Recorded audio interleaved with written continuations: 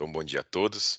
Vamos dar início à sessão de julgamento do dia 19 de maio de 2022, da 6ª Câmara do TIT. Primeiro, dou bom dia a todos, agradeço pela presença. Esclareço que essa sessão está sendo gravada e a gravação ficará disponível no YouTube, no canal do Tribunal. Peço a todos que mantenham o microfone no mudo enquanto não estiverem falando, para evitar ruídos e microfonia. E esclareço que nós vamos pela ordem da pauta, priorizando os pedidos de sustentação oral. Eu começo formalmente a sessão aqui, verificando o quórum de presença dos integrantes da Câmara.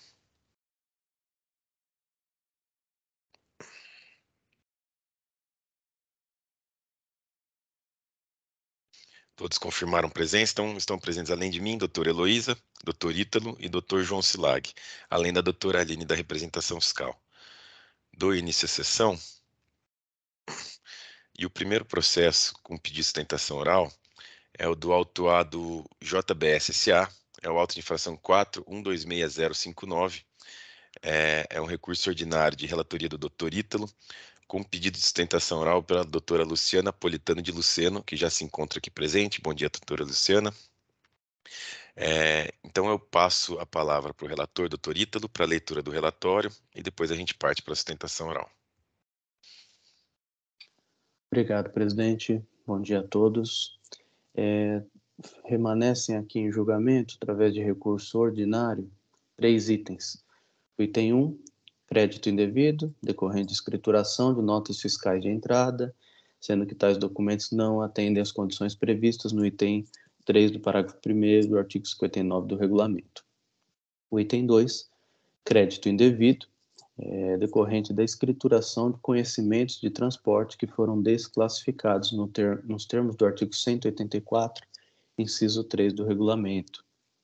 E o item 4, escrituração de conhecimentos de transporte remetidos irregularmente, não tendo havido aproveitamento de crédito ICMS em tais operações. São essas as acusações, presidente. Obrigado, doutor Ítalo. Passo a palavra, então, para a doutora Luciana, para a sustentação oral.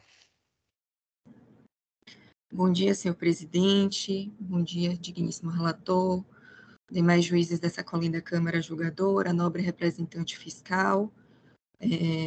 Cumprimento a todos. Como já foi bem pontuado pelo relator, esse auto de infração ele era composto inicialmente por 5 itens. Os itens 3 e 5 foram objeto de pagamento com crédito acumulado no prazo de defesa, e a discussão remanesce com relação aos itens 1, 2 e 4.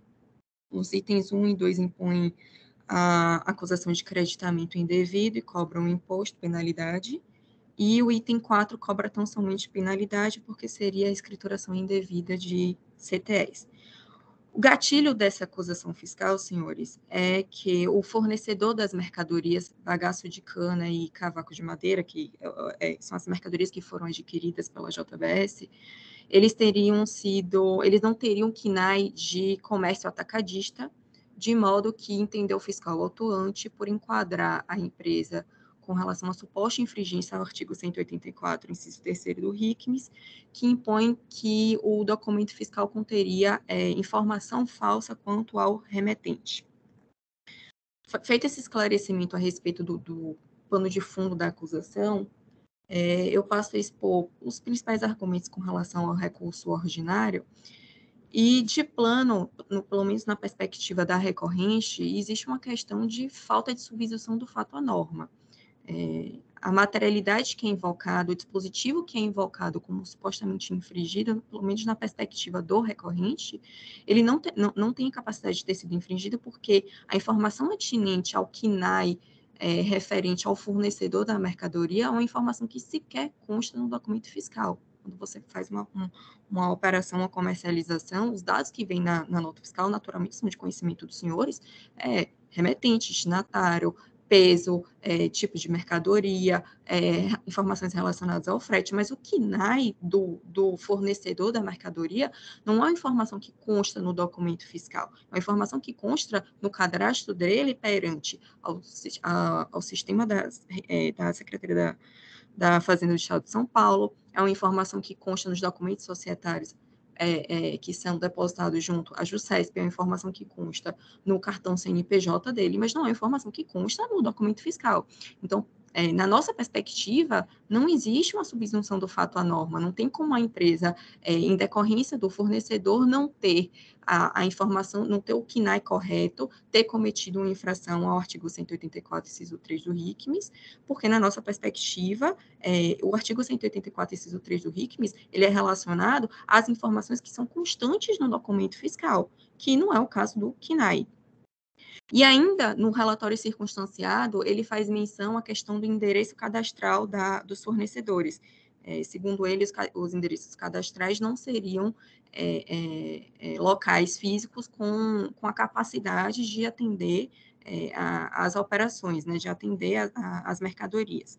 E daí sim seria, então, nós poderíamos entrar numa discussão de fato, a partir da aplicação da súmula 509, que existe um gatilho, existe uma questão atinente a suposto informação incorreta a endereço cadastral.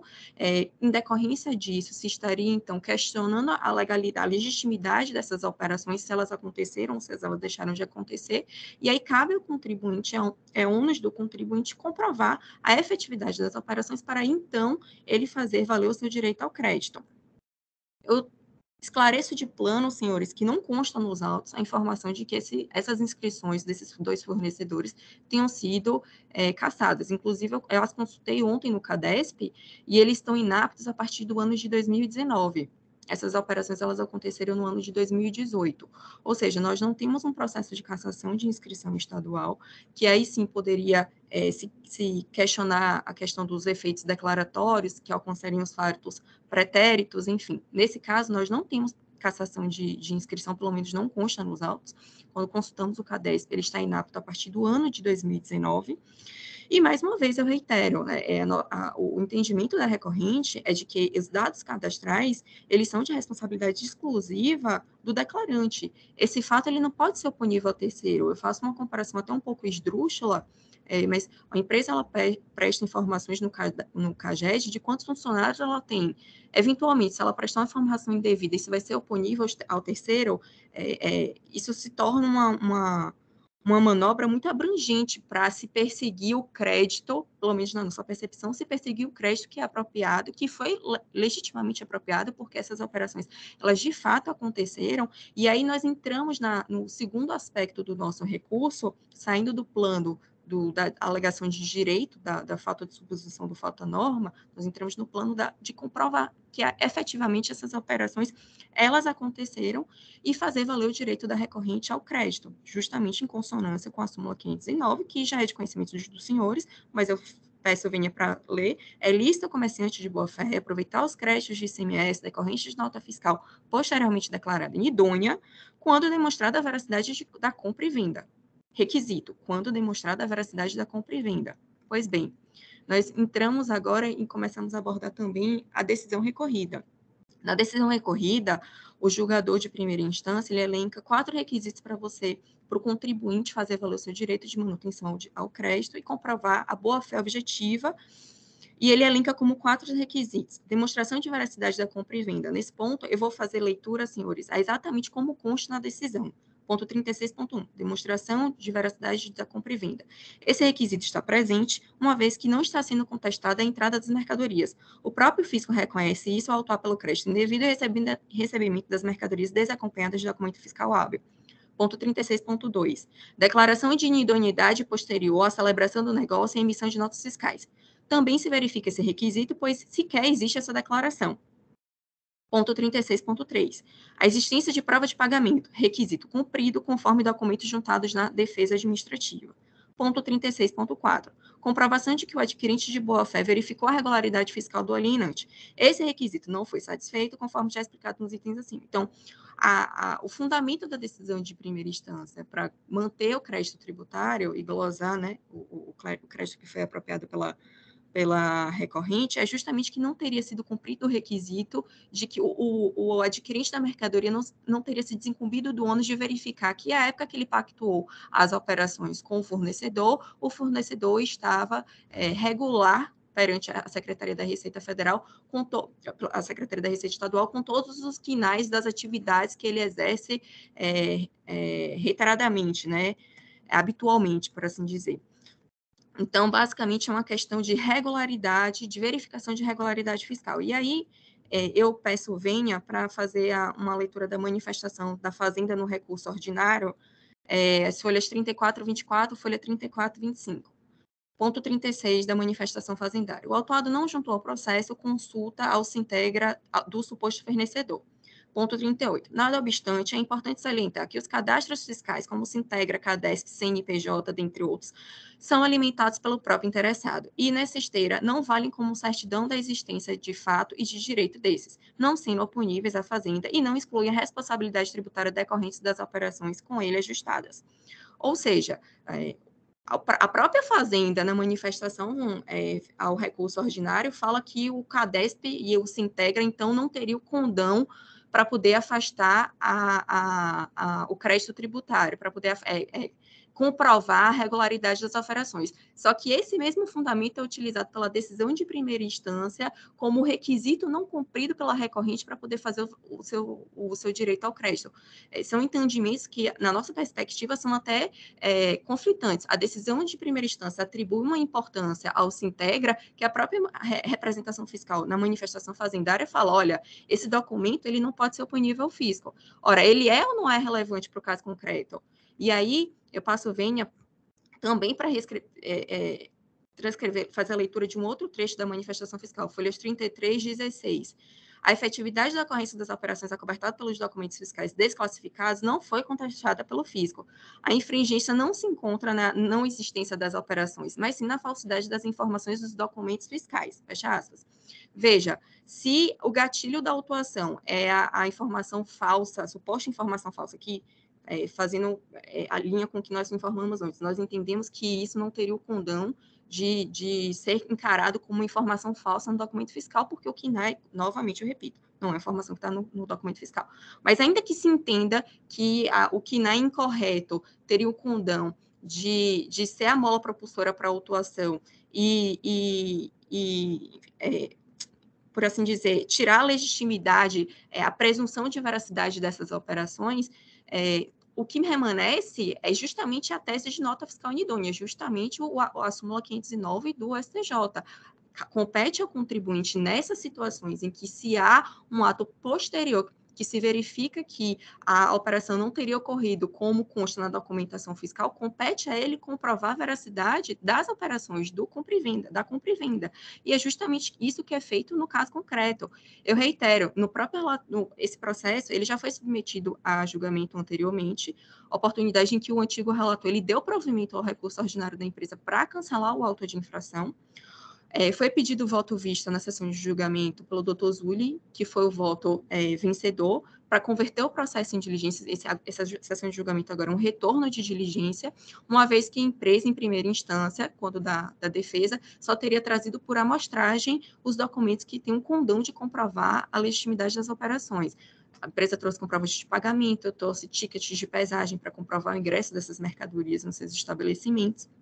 Enfim, então foi convertido o processo em diligência, a empresa, porque foi solicitado que fosse trazida a totalidade dos comprovantes de pagamento, nós trouxemos a totalidade dos comprovantes de pagamento, isso está as folhas 3.467 até as folhas 28.097, é muita documentação, porque, de fato, são muitas notas fiscais autuadas, e quando foi o processo, retornou da diligência agora, a representação fiscal, o auditor de primeira instância, na verdade, a autoridade fiscal atuante, se manifestou no sentido de que haviam documentos desnecessários.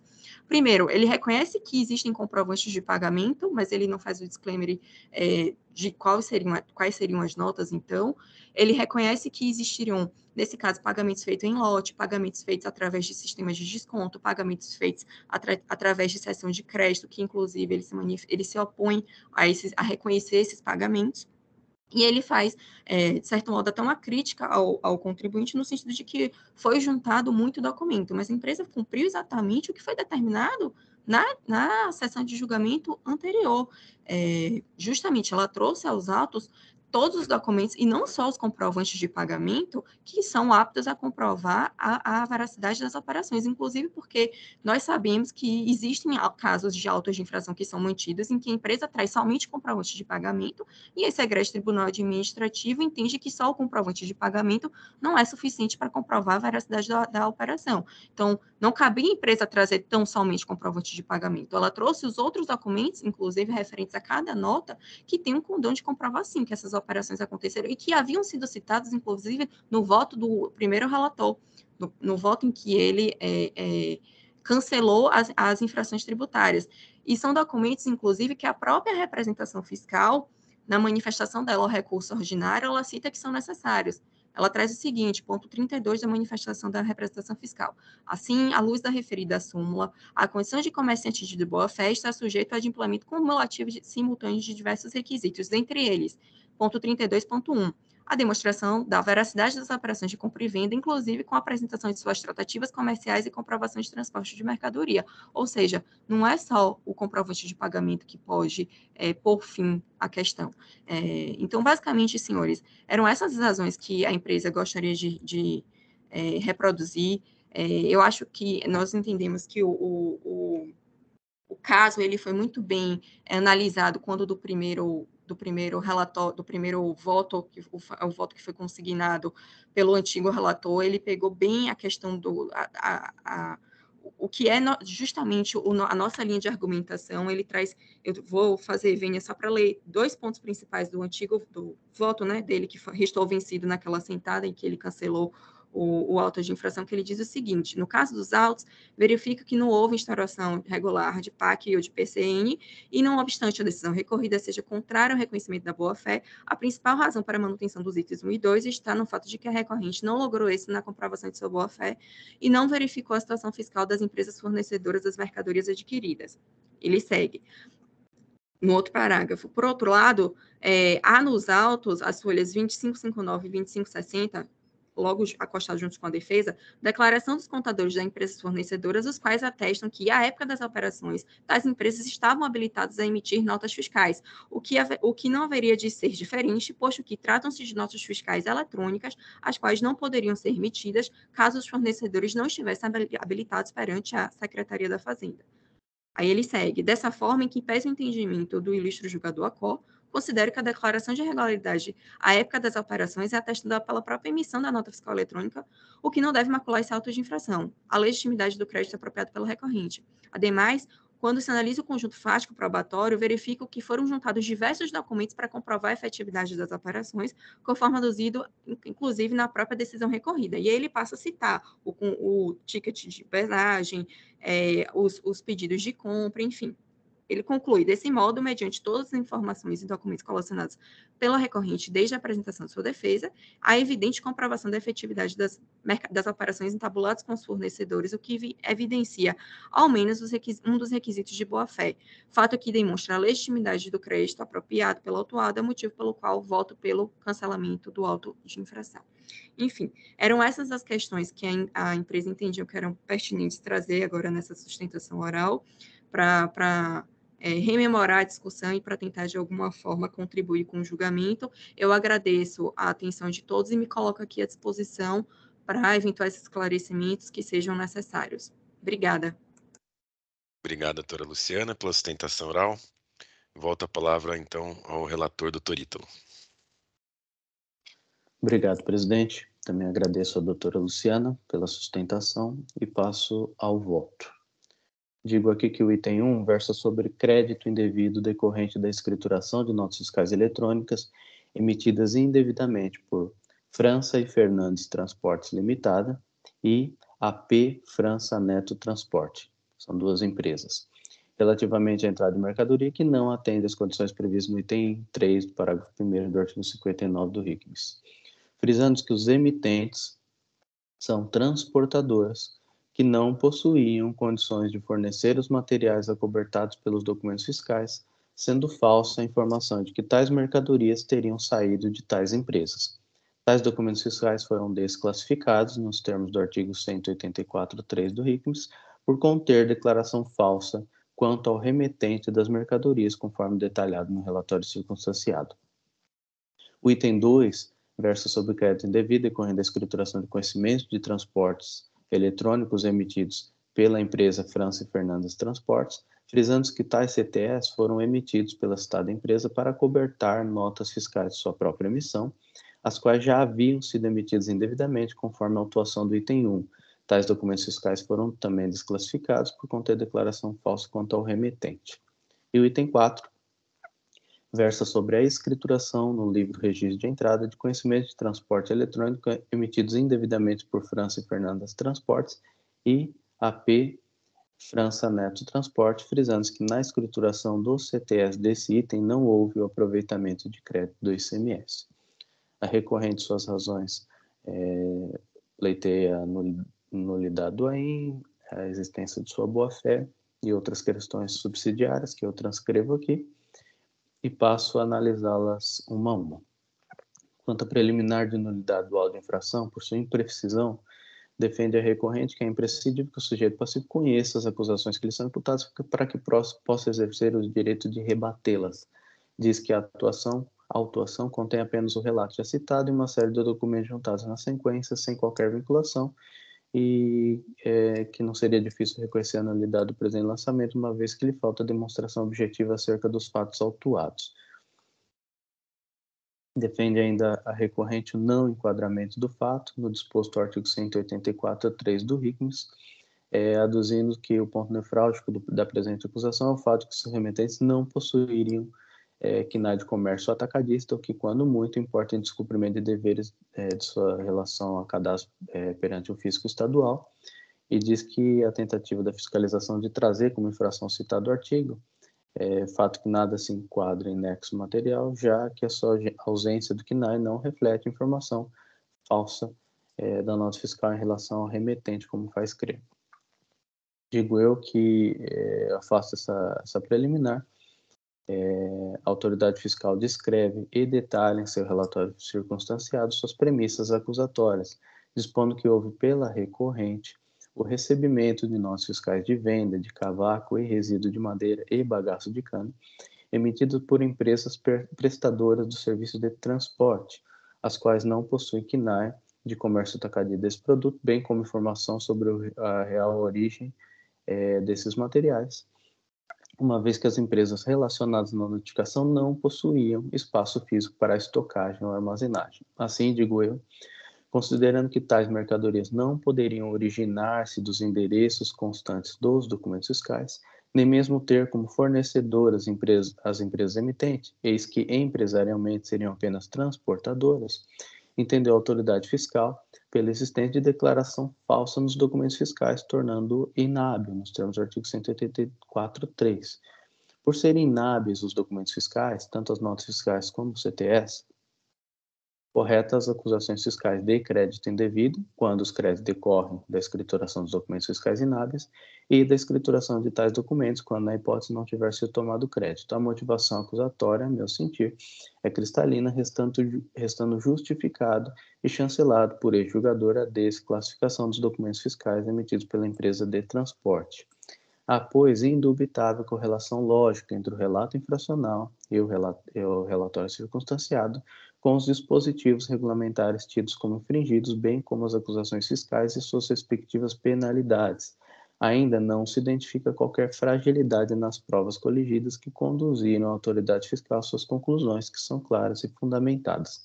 Em resumo, afasto tais argumentos manejados pela recorrente, frisando que a acusação fiscal está bem posta, suficientemente motivada e satisfatoriamente comprovada e rigorosa obediência ao artigo 142 do CTN, não se identificando ofensa aos princípios contraditórios, ampla defesa ou devido processo legal.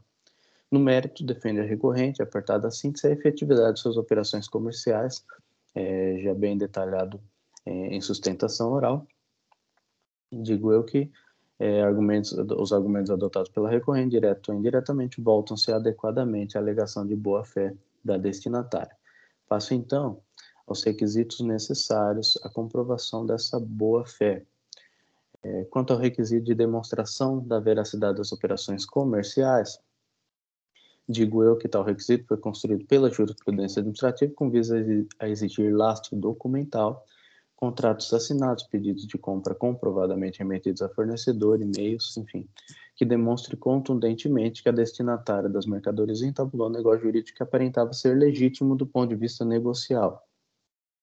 A meu ver, não basta comprovar que a mercadoria ingressou no estabelecimento, fato este incontroverso e pressuposto lógico da acusação fiscal, eis que admite o ingresso dessas matérias-primas. É preciso comprovar como se deu a negociação, com vista a aferir se o negócio jurídico proposto pelas emitentes detinha aparência de real sob o prisma comercial, ou seja, na ótica daquele que adquire e encontra-se no dia a dia do negócio. Em outras palavras, digo que o mero ingresso das mercadorias em estabelecimento comercial presta-se a comprovar tão somente que esta foi recebida no estabelecimento. A boa-fé, entretanto, não se preocupa se a mercadoria foi recebida, mas como se deu tal relacionamento comercial. As volumosas provas relativas a espelhos de conferência e tickets de pesagem reafirmam, quando muito comprovam que as mercadorias foram adquiridas e recebidas, mas não comprovam ou detalham o relacionamento comercial havido entre a recorrente e as empresas emitentes. Em verdade, penso que a recorrente não apresentou qualquer elemento probatório razoavelmente válido do negócio tabulado com as empresas emitentes. O conjunto probatório, quanto a tal requisito, revela-se pouco convincente. No ponto, não é demais rememorar que a recorrente adquiriu cavaco e resíduos de madeira e bagaço de cana, cuja remessa de tais matérias-primas foi instrumentalizada por notas fiscais de venda emitidas por empresas transportadoras, por empresas prestadoras de serviço de transporte, cuja atividade supostamente desenvolvida por ela, transporte, já constavam em seus próprios nomes empresariais. Ainda, quanto ao requisito de verificação da regularidade, aqui entendo como superado, apesar de não haver, né, mas não vem ao caso,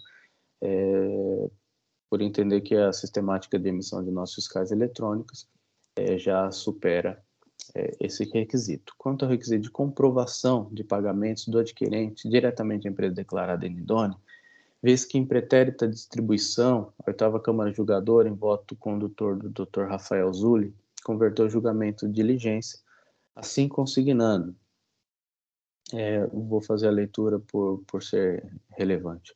Assim, no mínimo, caberia interessado a trazer efetivamente a comprovação de todos os pagamentos em planilha devidamente harmonizada. Concluindo, traga-se aos autos a totalidade dos comprovantes de pagamento com demonstração detalhada, nota ou grupo de notas, para pós-manifestação do autor do feito e representação fiscal. Volto a dizer, a recorrente, em cumprimento da determinação, apresentou petição de folhas 3468 e 3476, justificando que houve casos de pagamentos individualizados, pagamentos em lote, quitação através de cessão de crédito e pagamentos com desconto. Tais pagamentos comprovar-se-iam com imenso volume documental de folhas que cito, comprovando-se notas fiscais, compondo-se de notas fiscais, autorização de pagamento, a meu sentir, documento unilateral sem subscrição de qualquer responsável, comprovante de pagamento, carta de desconto e quitação de débito emitida pela própria JBS, não pelos fornecedores, e documentos descritos como cobrança, posição do título, que representariam as cessões de crédito. Houve pelo autor do feito a manifestação e também manifestação pela representação fiscal. No ponto, há de se concordar com o autor do feito, ao afirmar que, abre aspas, não foi apresentada planilha harmonizada que referenciasse cada nota fiscal ao comprovante eventualmente apresentado, e além disso os documentos foram apresentados de forma desordenada e muitos deles inúteis à análise dos pagamentos que não foram solicitados pelo TIT, tais como autorização de pagamentos para conferência e pesagem, que são documentos internos de uma empresa que nada corroboram a correta análise, pelo contrário, apenas tumultuariam. Ainda correta a conclusão da representação fiscal, ao afirmar que a autuada não cumpriu a diligência nos exatos termos propostos pela Câmara de Julgadora, no sentido de acostar aos autos a totalidade dos comprovantes de pagamento que demonstram de forma detalhada a efetividade das operações. Digo eu, nesse sentido, anota que a diligência proposta pela 8ª Câmara Julgadora foi clara ao ordenar que a comprovação de todos os pagamentos deveria estar demonstrada em planilha devidamente harmonizado, que não se vê. Registre-se que a juntada das provas, cujo ônus recai sobre a recorrente, deve ser rigorosamente organizada, normalmente quando se trata de volume documental significativo, e cito jurisprudência da Câmara Superior nesse sentido. A conferência por esse órgão de julgamento quanto à regularidade, qualidade e integralidade das provas de pagamento resta prejudicada. Ainda que assim não fosse, reforço que quando a quitação comprova-se pelos documentos nominados autorização de pagamento, documentos, repito, unilaterais sem subscrição de qualquer responsável, e documentos nomeados como baixa, liquidação por data de movimento, supostamente fornecidos pelo Banco Daicoval, a concretização do pagamento com desprendimento de numerário pela recorrente e direcionamento dos valores à conta bancária da fornecedora só se materializa sob a ótica probante com o fornecimento de extrato bancário que aparentemente não ocorreu. Da forma como apresentado, muitos documentos nada comprovam quanto ao efetivo pagamento. Assim, entendo sob qualquer perspectiva que as provas de pagamentos não são suficientes, visto que, embora enormemente quantitativas, são pouco qualitativas. Em suma, fragilidade ou insuficiência documental levam-me a concluir pelo não preenchimento de todos os requisitos comprobatórios da boa-fé e o não preenchimento de qualquer desses requisitos, ainda que só um ou dois deles é suficiente à manutenção da autuação, razão pela qual, no mérito, entendo por não reconhecer a boa-fé. Aliás, em se tratando de acusação de crédito, devida responsabilidade atribui-se corretamente à destinatária que se apropriou dos créditos que não atendem às exigências legais, restando equivocada a afirmação da recorrente no sentido de que a responsabilidade pela conduta irregular quanto aos dados cadastrais não pode ser atribuída à recorrente, devendo o ofício estadual atuar às empresas tais e tais, providência que não ocorreu. Pontos que, inexistindo comprovada boa-fé, aplica-se o artigo 136 do CTN, não havendo necessidade de comprovar eventual interesse fraudulento da recorrente. Alega a recorrente ainda que não há subsunção das mercadorias adquiridas ao diferimento previsto no 346A, frisando-se a recorrente que tais argumentos não foram analisados pela decisão ACO, sem razão a recorrente, num ponto irretocável a decisão a qual afirmar que a questão relativa ao diferimento das operações não será objeto de consideração, visto que não há qualquer acusação formalizada reportando a essa circunstância o presente auto de infração.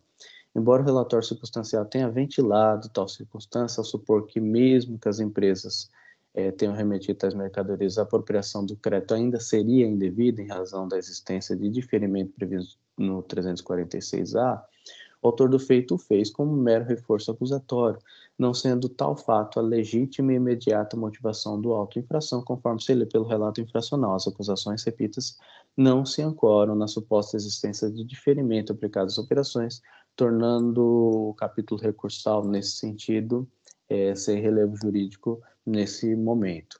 Em suma, estou opinando pela manutenção dos itens 1 e 2. Quanto ao item 4, registra que não há meritoriamente nenhuma contraposição argumentativa da recorrente, tornando-se incontroverso o cometimento infracional pela razão que mantém a acusação. Subsidiariamente, a recorrente pleiteia a consunção desse item 4, dispondo que a absorção de tal penalidade dar-se-ia pelo item 1. Digo sem razão. A acusação do item 1 refere-se ao creditamento do imposto decorrente da escrituração de notas fiscais inábeis. Digo também que o item 2 refere-se ao creditamento do CTS inábeis, né? E o item 4 refere-se à escrituração do CTS inábeis, frisando que na escrituração do CTS, desta atuação do item 4, não houve aproveitamento de crédito, ou seja, tratam-se de CTS diversos daqueles objeto da autuação do item 2. A acusação fiscal do item 4 não é infração meio para o cometimento das infrações dos itens 1 ou mesmo do 2, visto que o creditamento do imposto destacado nas notas fiscais e no CTS, que são objeto respectivamente dos itens 1 e 2, em nada relacionam-se com a escrituração de outros CTS relacionados no item 4. Afasta-se, portanto, o pleito subsidiário. Quanto ao pleito de relevação ou redução da penalidade do item 4, ainda que cumpridos os pressupostos previstos no artigo 527A, é certo que a penalidade revela-se em montante adequado frente ao porte do estabelecimento e atende com rigor o caráter punitivo pedagógico da multa, a razão pela qual eu entendo pelo não cabimento. Aqui eu destaco que essa multa, em valores originais, é inferior a R$22 mil. Destarte considerando que a penalidade imposta, quando comparada ao porte econômico da recorrente, satisfaz a dúplice função da multa, a razão pela qual eu opino por mantê-la sem redução ou relevação. Quanto aos argumentos de abusividade das penalidades, temos o limitador aí do artigo 28 da 3457.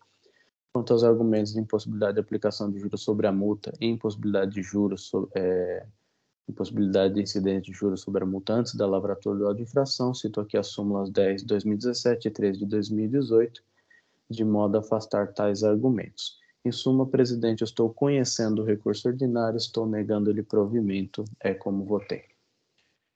Obrigado, doutor Ítalo, pela leitura do voto. Abro a palavra os demais integrantes da Câmara para debates. Eu adianto que eu vou acompanhar o doutor Ítalo, eu concordo quanto à análise das provas. Ninguém tem mais nenhuma manifestação, então, desta forma, eu vou encerrar os debates e verificar o quórum de votação.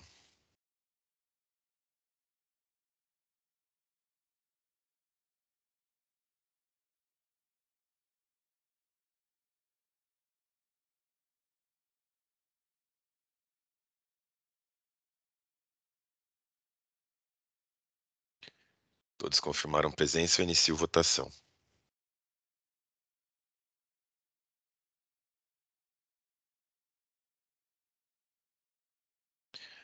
Todos votaram, encerro a votação. Então, doutora Luciana, o voto do doutor Ítalo foi acompanhado à unanimidade, no sentido de conhecer o recurso ordinário e negar provimento. Eu agradeço a presença no dia de hoje e desejo um bom dia. Bom dia a todos, boa sessão. Muito obrigado. E dessa forma, então, encerro o julgamento do caso JBS S.A.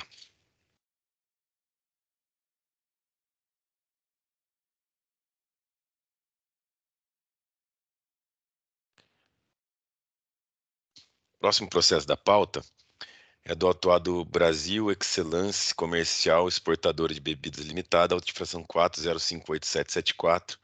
É um recurso ordinário de minha relatoria com pedido de vista da douta representação fiscal. Eu vou fazer um breve resumo do meu voto aqui, só para fazer sentido para quem assistiu o julgamento. E depois a gente parte para a leitura do parecer de vistas da representação fiscal. Pode ser, doutora Aline?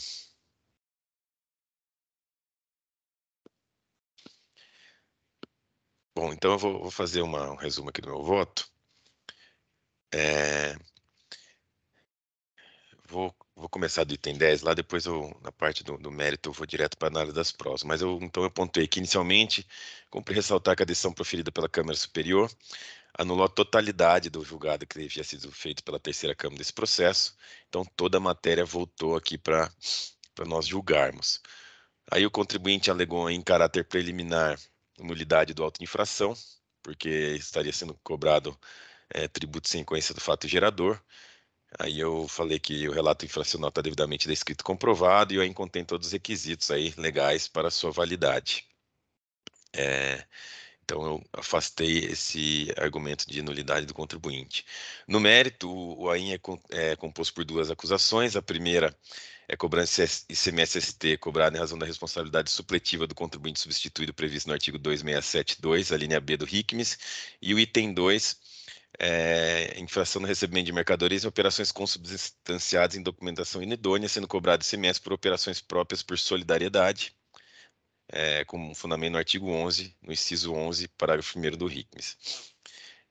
Eu falei que nas duas infrações eu entendo que para análise deve ser aplicada a tese da boa-fé, da súmula 509 do STJ, e passei a analisar então as provas juntadas pelo contribuinte nos termos do que determinou essa súmula. Aí, a partir do item 20, eu começo a análise das provas. Eu digo que, no presente caso, para comprovação de que o fornecedor das mercadorias estava em situação regular na época das operações, a hora recorrente apresenta, junto com as respectivas notas fiscais das operações, consulta ao CNPJ, tá aqui um errinho de digitação, peço desculpas, de autorização de uso da NFE no portal eletrônico, da nota fiscal eletrônica, e ao se integra do remetente das mercadorias, folhas 160.632, que coincide com o período das operações autuadas, de forma que pode se considerar cumprido esse requisito pelo contribuinte. Para comprovar a efetiva ocorrência das operações, deve-se mencionar a apresentação do livro Registro de Entradas, com o registro das notas fiscais objeto da autuação, folhas 633773, relação dos vendedores que efetivaram as vendas, folha 774, e controle da portaria dos veículos que realizaram as entregas dos produtos, folha 775 e 776. já que as entregas eram por conta do vendedor. Tais documentos isoladamente não têm grande força probatória, vez que são de lavra unilateral do contribuinte, mas pelo menos demonstram que no que lhe cabia cumpriu suas obrigações. Com relação ao pagamento dos valores pelas compras realizadas, que considero ser a comprovação mais importante para demonstrar a veracidade das operações, o contribuinte juntou microfilmagens de cheques nominais à empresa declarada idônea, as folhas 806 a 1333. Ademais, apresentou os status bancários, demonstrando a saída dos recursos objetos dos cheques de sua conta bancária, folhas 1587 a 1894. A planilha relacionando tais pagamentos nas folhas 1541 a 1559. Sobre tal comprovação de pagamento, assevera que são microfilmagens dos cheques fornecidas pelos próprios bancos que demonstram que foram efetivados. Todos são nominais à empresa vendedora e os extratos comprovam que os valores efetivamente saíram das contas bancárias do comprador. Assim, entendo que o contribuinte logrou o êxito em comprovar o efetivo pagamento das operações objeto da autuação. O fisco aponta que há divergências entre datas de pagamento de 4 notas fiscais e de valor de R$ 15,70 em uma delas. O contribuinte rebate tais divergências, informando que divergências de datas se dão em alguns casos em razão de pagamento de uma mesma nota fiscal com mais de um cheque e na possibilidade de demora de alguns dias para depósito dos cheques. Ainda aponta que a divergência do valor de R$ 15,70 se deu em razão de desconto concedido pelo vendedor. Independente do acatamento de tais explicações, o fato é que as divergências apontadas pela douta representação fiscal representam uma parcela ínfima em face da grande quantidade de operações envolvidas, isto é, uma divergência de R$ 15,70 no universo de aproximadamente 13 milhões de pagamentos. Divergência de datas em 4 cheques apresentados no universo de 520 cheques apresentados. Aponta ainda a douta representação o fato de alguns veículos não serem capazes para o transporte das mercadorias e alguns não constarem em registro no Detran. De fato, há algumas inconsistências no controle de portaria apresentado a alguns veículos de pequeno porte. Por outro lado, a ausência de Detran de São Paulo não significa que não podem estar registrados no Detran de outros estados, demonstrando alguns registros. O contribuinte traz um desses registros, né? Enfim, entendo que tais divergências, além de algumas terem a devida explicação, não deveriam macular um vasto conjunto probatório presente nos autos que demonstra que o contribuinte autuado agiu como lhe cabia na realização do negócio jurídico, tendo este tomado todas as precauções para transacionar com o contribuinte em situação regular, devendo ser reconhecido sua boa-fé. Portanto, analisando todo o arcabouço comprobatório presente nos autos, entendo que há provas da efetiva realização dos negócios jurídicos pela hora recorrente, bem como que tomou as precauções que lhe cabiam para transacionar com o fornecedor regular, de modo que não vejo motivo para afastar sua boa-fé e responsabilizada para o pagamento do imposto cobrado nos itens 1 e 2, nos termos da súmula 509 do STJ. Nesse sentido, eu conheci o recurso ordinário e dei-lhe provimento, reformando a decisão de primeira instância administrativa para cancelar na íntegra o presente AIM. Então, agora eu passo a palavra à doutora representação fiscal para a leitura do parecer de vistas.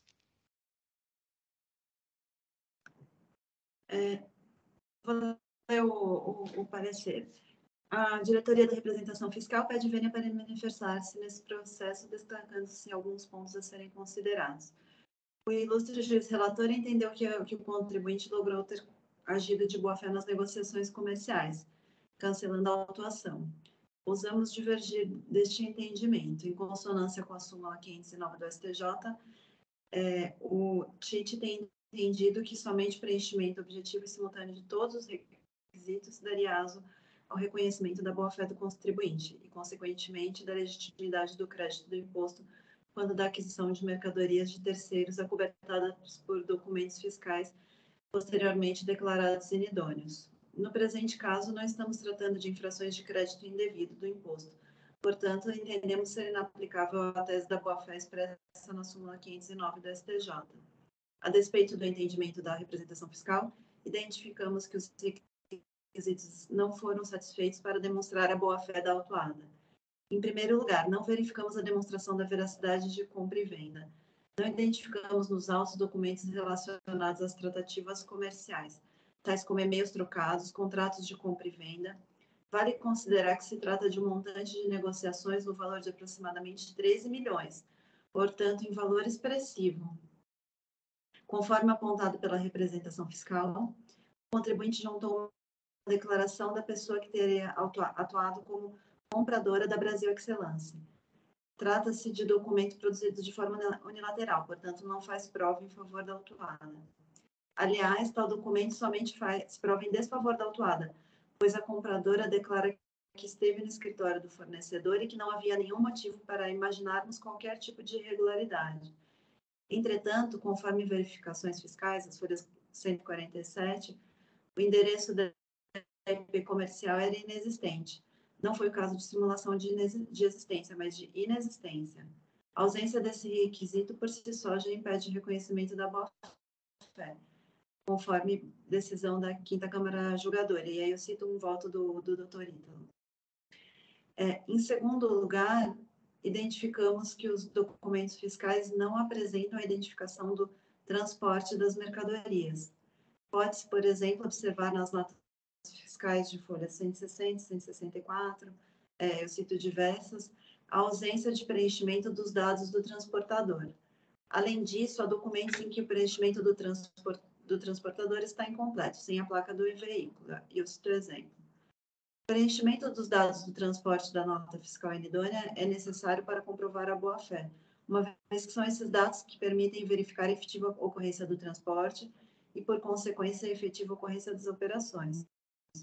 A identificação do veículo transportador na nota fiscal é expressamente exigida pela legislação, conforme o artigo 127, inciso 4, respectivas alíneas, e parágrafos 14º e 16º do RICM. O fato de as informações atinentes ao transporte não constarem nas notas fiscais emitidas é suficiente para considerar o documento inábil, nos termos do artigo 184.3 do RICM, uma vez que foram preenchidas de forma que não permite caracterizar todos os aspectos da operação. Aí eu destaco uma decisão da Câmara Superior, de 2021. Na decisão a seguir, a Câmara Superior se posicionou no sentido de afastar a boa-fé diante da ausência dos... cito mais uma decisão também da Câmara Superior. Ainda em relação ao transporte, o contribuinte apresentou o controle de portaria, substanciado em uma planilha de transportes nas entregas, na qual identificou os veículos mais utilizados para transportar as mercadorias recebidas, sem qualquer indicação de qual veículo teria sido utilizado em cada uma das operações objeto da autuação. O controle de portaria também não é prova válida, por ser de emissão unilateral e porque a própria autuada admite, as folhas 1579, que ele pode conter erros. Ressalta-se que em tal planilha não há uma correlação dos transportes com os documentos fiscais, impossibilitando a verificação do tipo de veículo utilizado para transportar as mercadorias e se o mesmo teria a capacidade para o volume transportado.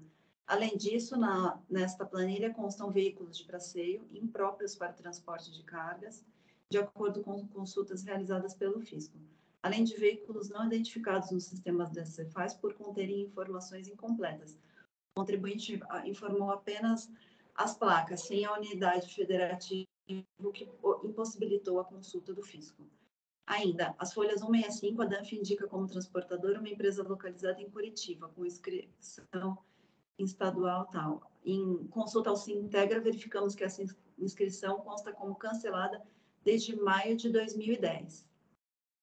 Terceiro lugar, verificamos o destaque do ICMS em notas fiscais eletrônicas que converteram o recebimento de mercadorias em operações sujeitas à substituição tributária. E no campo informações complementares, não há identificação da ST, exemplo, nota fiscal número 4, folha 163, em afronta ao disposto no artigo 274 do RICMS.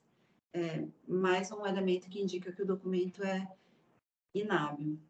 Em quarto lugar, quanto aos comprovantes de pagamento, a representação fiscal já trouxe as necessárias considerações, as folhas 2003 e 2004, mas reforçamos que na planilha apresentada pelo autuado, correlacionando cheques com notas fiscais, em vários casos, a data de pagamento ou valores parciais não conferem indicado nas DANFs. Por exemplo, notas fiscais 41, 287, 1.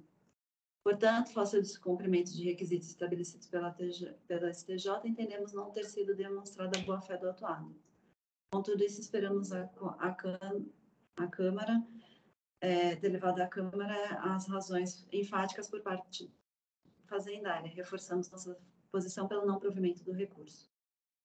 É isso. Obrigado, doutora Aline, pela leitura do parecer. Abra a palavra, então, aos demais integrantes para debates.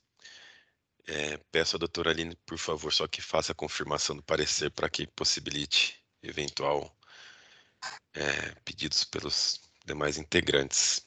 Doutor Silag, por favor.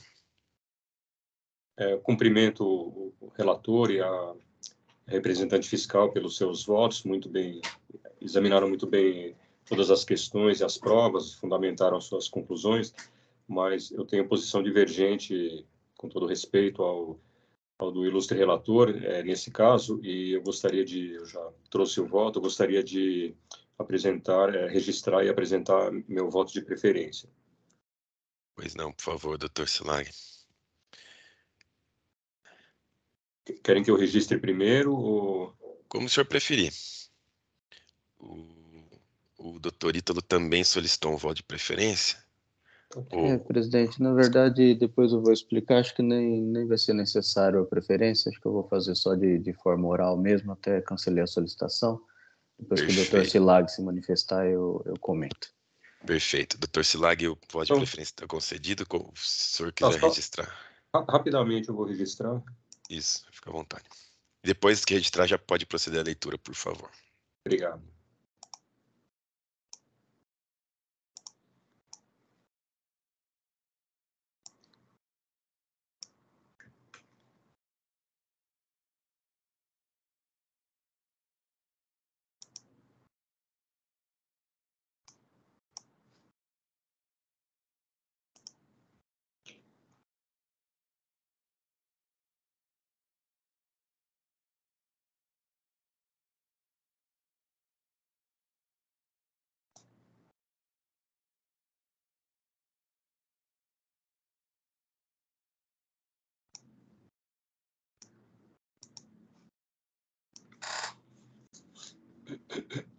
O voto já está registrado, vou apresentar, vou ler trechos do voto.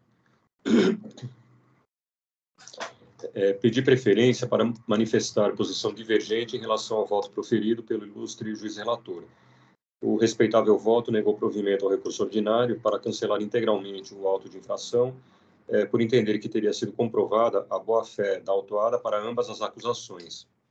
Conforme bem delimitado pelo ilustre relator, abre aspas, as duas acusações decorrem da declaração de nulidade da inscrição estadual do fornecedor das mercadorias, IP Comercial Limitada, que teve detectada a simulação de existência de estabelecimento e do quadro societário, fecha aspas. Em decorrência da origem das infrações apontadas, o voto sob vista, eu vou depois corrigir, não é sob vista, é uma preferência, mas enfim, o voto do relator fundamenta que estas, abre aspas, devem ser analisadas com base na tese da boa-fé do contribuinte adquirente, já consagrada pelo Superior Tribunal de Justiça na súmula 509, fecha aspas. Assim, o doutor relator procedeu ao exame do acervo fático probatório para aferir se o contribuinte teria agido de boa-fé na condução de seus negócios comerciais. Inicialmente, discordo de tal entendimento, porque a tese da boa-fé, já pacificada nesse egrégio tribunal, na esteira da súmula 509 do STJ, deve ser aplicada tão somente às infrações relativas ao creditamento indevido do imposto. Em sentido diverso, no presente caso, as infrações analisadas são as seguintes. Então, a primeira trata de falta de pagamento do ICMS devido por substituição tributária nas operações subsequentes, a condição de contribuinte substituído e a infração, a acusação do item 2, refere-se a recebimento de mercadorias, conforme notas fiscais de emissão atribuída a contribuinte que foi enquadrado como nulo, pela inscrição estadual declarada nula. Acaso vencido quanto ao entendimento de que a tese da boa-fé aplica-se tão somente a infrações relativas ao crédito indevido do imposto, passo a verificar a presença dos critérios necessários para a verificação da boa-fé, de acordo com a jurisprudência já consolidada nesse tribunal. Aí eu falo sobre a seção temática e quais são os 3 critérios que foram, inclusive, os adotados pelo ilustre relator, para verificar a existência de boa-fé.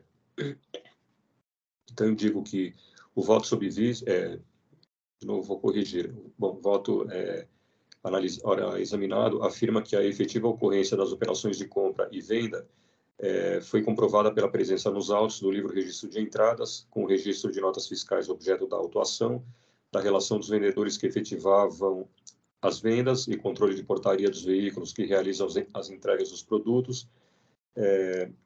E eu digo que porém que o voto reconhece a fragilidade de tais provas, pois, abre aspas, tais documentos isoladamente não têm grande força probatória, visto que são de lavra unilateral do contribuinte, fecha aspas. Compulsando os autos, não se encontram documentos referentes às tratativas comerciais, como a troca de correspondência e e-mails entre a autuada e seu fornecedor, orçamentos, pedidos de compra, contratos de compra e contratos de compra e venda e outros. Causa estranheza a ausência de tais documentos, tratando-se de negócios em volume expressivo de cerca de 3 milhões de reais.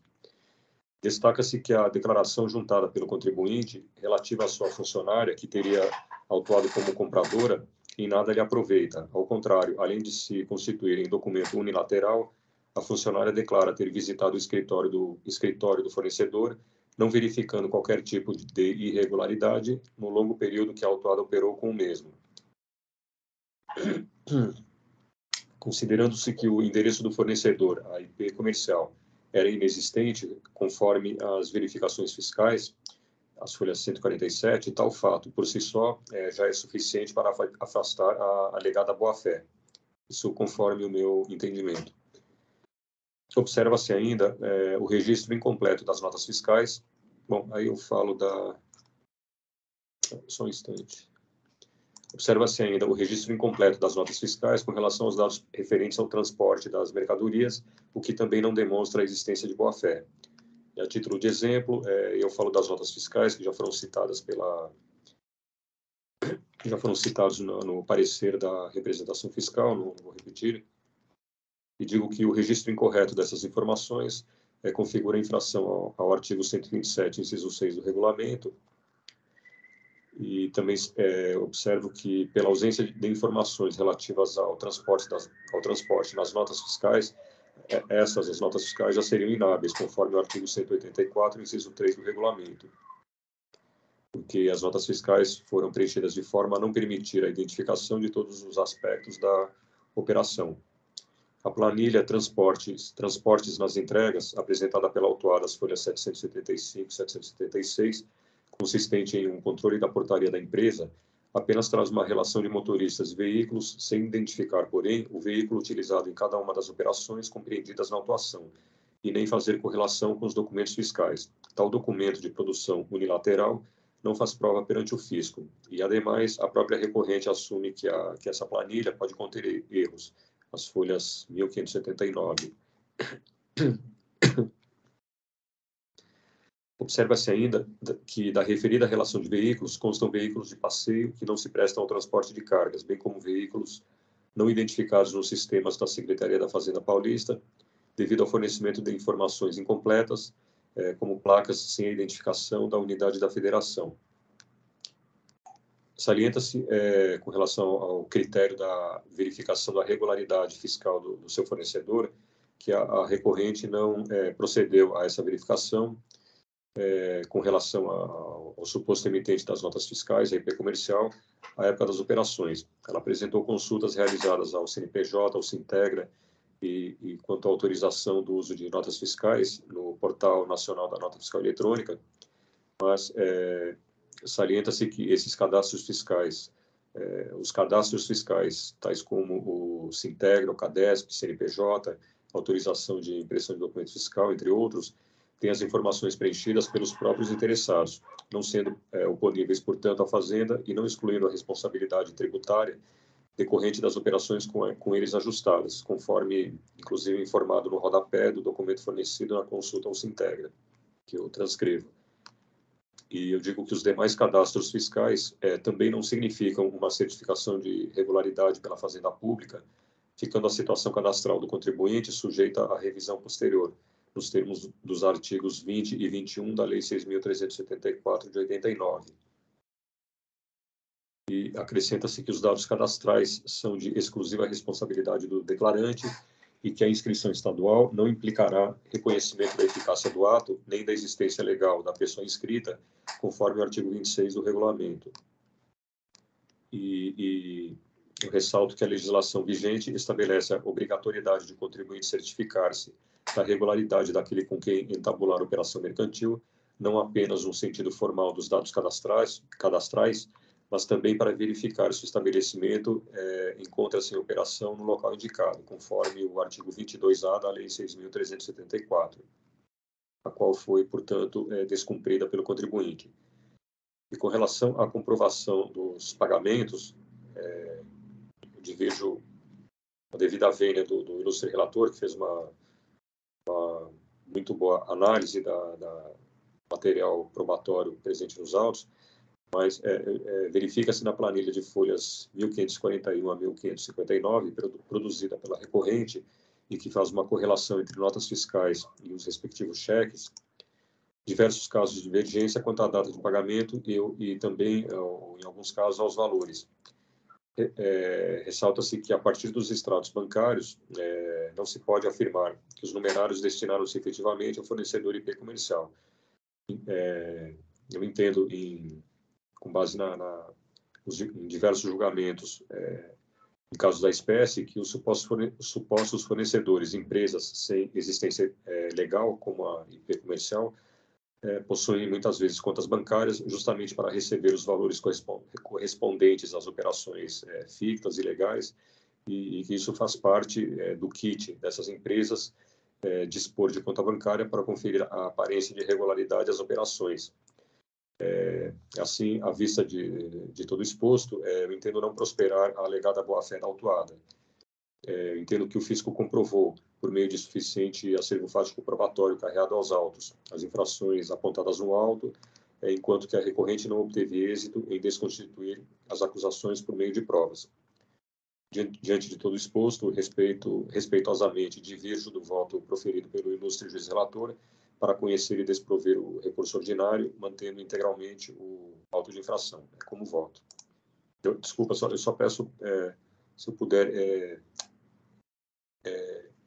redigir novamente o meu voto para fazer umas correções. Obrigado. Obrigado, doutor Silag, pela leitura do voto. Já liberei aqui a edição. Doutor Silag, já que o senhor vai fazer a edição, também no segundo parágrafo, menciona ali que o meu voto negou o provimento ao recurso, quando o meu voto deu provimento ao recurso, tá? É só um detalhe que não tem muita efetividade, mas já que vai fazer outras edições, aproveitar essa.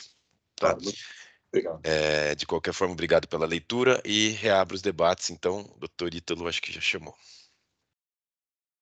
Presidente, eu cumprimento pelos votos lidos e eu destaco aqui que, embora a súmula 509 do STJ aplique-se a priori, né, as hipóteses de creditamento indevido, eu penso, como no voto de relatoria, por reconhecer a evolução jurisprudencial que passou a adotar analogamente tal entendimento a hipóteses infracionais distintas, principalmente de modo a satisfazer com deferência a plena observância ao princípio da ampla defesa, né? E reside apenas aí a minha dissonância com o voto de preferência do Dr. Silag, mas eu destaco que eu o acompanharei em conclusão, né, visto que a mim faltam elementos documentais ou mesmo argumentativos para demonstrar como se deu o trato comercial, principalmente se observarmos tratar de um relacionamento comercial milionário, né? Como bem destacado pela manifestação da doutora Aline, pelo voto do Dr. Silag, não há provas nesse sentido, razão pela qual eu também concluo pelo não preenchimento de todos os requisitos necessários, acompanhando então o voto divergente, mas pelo menos fazendo esse destaque aqui de forma oral, para dizer que há essa divergência conceitual, mas no final das contas eu entendo como o Dr. Silag. Perfeito, obrigado, doutor Ítalo, pela manifestação. Vamos só aguardar o doutor Silag terminar a edição, e se alguém quiser aproveitar para fazer alguma manifestação, fique à vontade.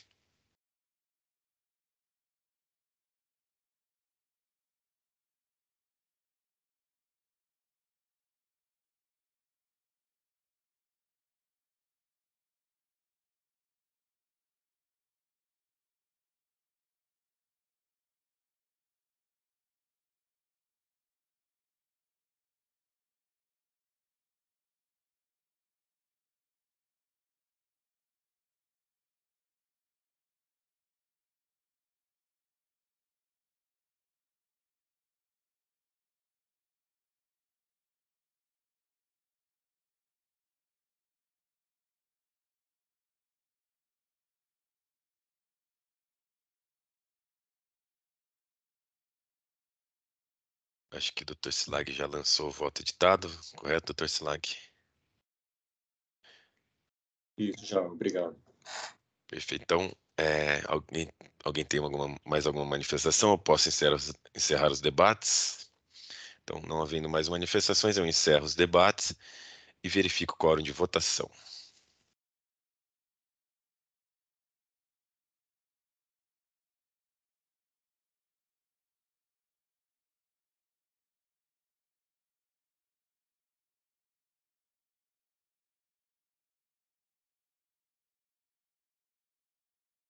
Calma aí que deu uma travada aqui na minha tela, pelo menos. Não. Todos confirmaram presença. Eu inicio votação.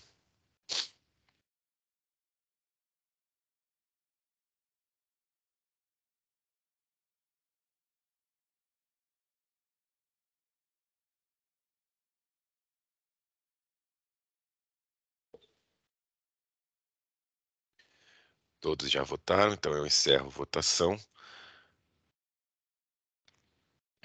Então, o voto do Dr. Silag é o voto vencedor por maioria, no sentido de conhecer e negar provimento ao recurso ordinário. Com isso, eu encerro o julgamento do caso Brasil Excellence Comercial Exportadora de Bebidas Limitada.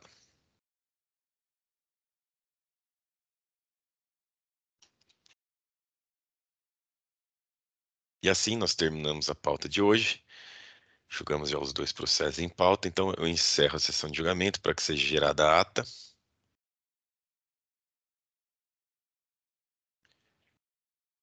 Ata de julgamento gerada. Então, eu agradeço a presença de todos e encerro a sessão de julgamento do dia 19 de maio de 2022, da 6ª Câmara do TIT, agradecendo a presença de todos. Peço por favor que o Jailson encerre a gravação.